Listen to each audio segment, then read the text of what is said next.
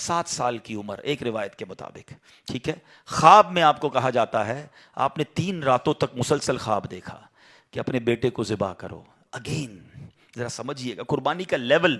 99 years کی دعا کے بعد بیٹا ملا ہے. پہلے حکم ہوا صحرا میں چھوڑ کے آ جاؤ، آپ چھوڑ کے آ گئے ہیں. کتنا بڑا امتحان تھا. اب اس سے بڑا امتحان کہ اب اس کو ذبح کر دو.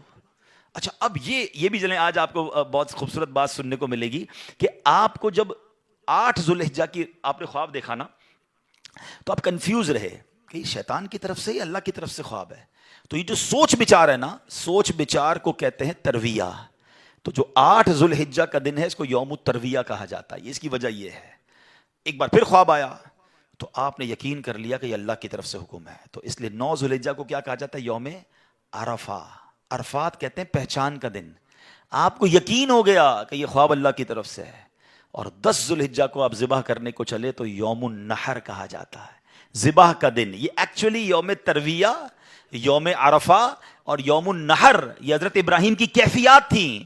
اچھا اب آپ نے کمال یہ کیا کہ جب آپ کو یقین ہو گیا نا، آپ نے اپنے بیٹے سے بھی پوچھ لیا کہ بیٹا مجھے اس طرح خواب آیا ہے، تم کیا کہتے ہو؟ 7 سال کا بیٹا ہے، ایک روایت کے مطابق ان کی 10 سال عمر ہے. اللہ اکبر. وہ بیٹا بھی کیسا ہے. جب آپ نے بیٹے سے پوچھا تو بیٹا کہتا ہے ابو جی یا بنیا انی ارا فی المنامی. قرآن میں یہ الفاظ موجود ہیں، انی اذبحک فانظر ماذا ترا. اے میرے بیٹے میں نے خواب میں دیکھا کہ میں تجھے ذبح کر رہا ہوں، تیری کیا رائے ہے؟ ہائے ہائے. بیٹا کیا کہتا ہے؟ یا ابت افعل ما تؤمر. اے والد صاحب کیجئے جس بات کا آپ کو حکم دیا جا رہا ہے. ستجدونی انشاء اللہ من الصابرین. خدا نے چاہا تو قریب ہے آپ مجھے صابر پائیں گے، صبر والا پائیں گے. اللہ اکبر. اور ایسا ہی ہوا. آپ اپنے بیٹے کو لے کے جا رہے ہیں، آپ نے اپنی بیوی ہاجرہ کو کہا اس کو تیار کر دو میں کہیں لے جا رہا ہوں. بتایا نہیں ماں کو، انہوں نے بڑا تیار کیا ان کو. آگے گئے تو اب شیطان اتنی بڑی قربانی کو کیسے ہضم کرتا. فوراً گیا بی بی ہاجرہ کے پاس. اے ہاجرہ پتہ ہے تمہارے شوہر کہاں جا رہے ہیں آپ کے بیٹے کو لے کر؟ کہاں جا رہے ہیں؟ کہا ذبح کرنے جا رہے ہیں. کہا نہیں وہ تو کسی سے ملانے لے جا رہے ہیں، تیار کر کے لے گئے. کہ نہیں وہ ذبح کرنے جا رہے ہیں. کہ باپ بھی بیٹے کو ذبح کرتا ہے؟ بی بی ہاجرہ کہتی ہیں. اب شیطان کہتا ہے کہ ہاں اس لیے کر رہے ہیں کہ اللہ کا حکم ہے. کہا اللہ کا حکم ہے؟ پھر ٹھیک ہے میں راضی ہوں. ہائے ہائے ہائے، رب کا حکم ہے نا. کیسی ماں تھی، کہتی پھر میں راضی ہوں.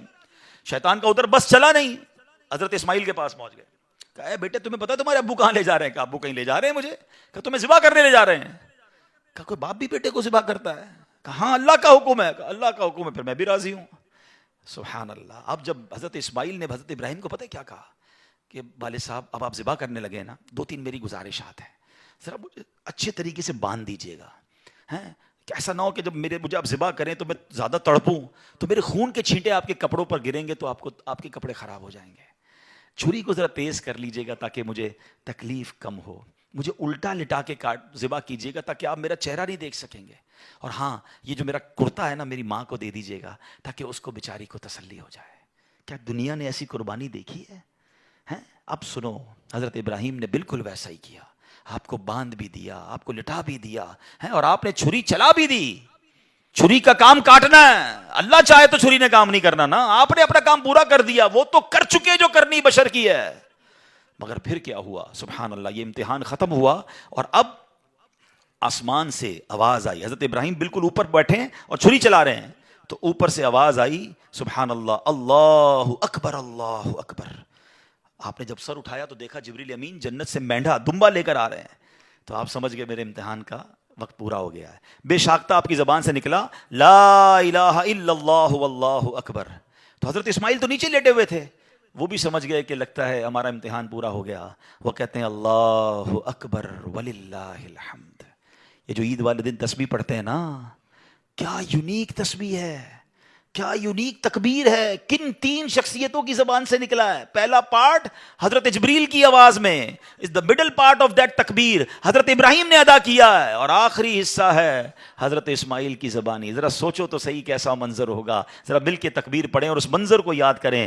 اللہ اکبر اللہ اکبر لا الہ الا اللہ واللہ اکبر اللہ اللہ اکبر وللہ الحمد اللہ اکبر اللہ اکبر لا الہ الا اللہ واللہ اکبر اللہ اکبر وللہ الحمد. ہمارے بچے ہماری فیملی قربانی کو ہم نے فیسٹیول بنا دیا ہے. گائے آ رہے ہیں, بکرے آ رہے ہیں, انجوائے ہو رہا ہے, گھوم آ رہے ہیں, پھر آ رہے ہیں, پھر باربیکیو پارٹیاں.